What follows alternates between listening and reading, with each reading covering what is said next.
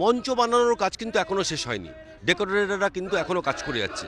কিন্তু আমরা এই মুহূর্তেই দেখতে পাচ্ছি এই শীতের সকালে ব্রিগেডে কিন্তু হাজার হাজার সিপিএম কর্মী সমর্থক ইতিমধ্যেই এসে উপস্থিত হয়েছেন এবং এখানে গতকাল রাত থেকেই বেশ কিছু কর্মী সমর্থক কিন্তু এখানে উপস্থিত ছিলেন এবং সিপিএমের তরফ থেকে তাদের জন্য দুটো ব্যবস্থাও করা হয়েছে। ঠিক মঞ্চের বাদিক এবং ডান দিকে বড় বড় তাঁবু এবং বিভিন্ন স্টল করা হয়েছে, সেখানেই কিন্তু তারা ছিলেন এবং তাদের জন্য খাবারের ব্যবস্থা ইত্যাদি সবই ছিল। বেলা যত বাড়বে তত এই যে ভিড় বাড়বে সে বিষয়টা কিন্তু এখনই পরিষ্কার। তার কারণ হচ্ছে রেড রোড ধরে এবং ধর্মতলা ধরে হাজার হাজার সিপিএমের কর্মী সমর্থক কিন্তু ইতিমধ্যেই ব্রিগেড প্যারেড গ্রাউন্ডে জমায়েত হতে শুরু করেছে। পাশাপাশি আমরা যেটা দেখতে পাচ্ছি যে 4-5টা পয়েন্ট থেকে যে বড় বড় মিছিলগুলো আসবে তার মধ্যে একটা হাওড়া স্টেশন, একটা শিয়ালদা স্টেশন এবং একদিকে শ্যামবাজার আর একদিকে ভবানীপুর এবং গড়িয়াহাটের দিক থেকে, এবং প্রত্যেকটা জায়গাতেই কিন্তু কলকাতা শহরে ইতিমধ্যেই কর্মী সমর্থকরা জড়ো হয়েছেন।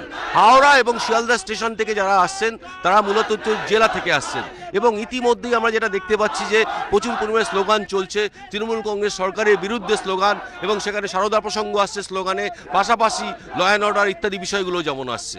আজকে এই যে ব্রিগেড সমাবেশ সিপিএমের, এই ব্রিগেড সমাবেশ প্লেনামের আগে এই যে ব্রিগেড সমাবেশ মূলত সিপিএমের তরফ থেকে যেটা দাবি করা হয়েছে নেতৃত্বের কাছ থেকে 10 লক্ষ মানুষের জমায়েত করা হবে।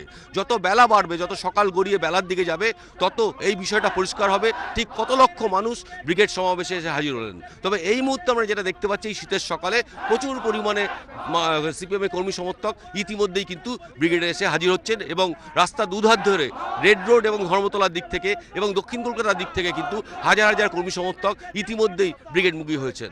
ক্যামেরায় শান্তনু দত্তর সাথে সুমন ঘরাই, এবিপি আনন্দ, কলকাতা।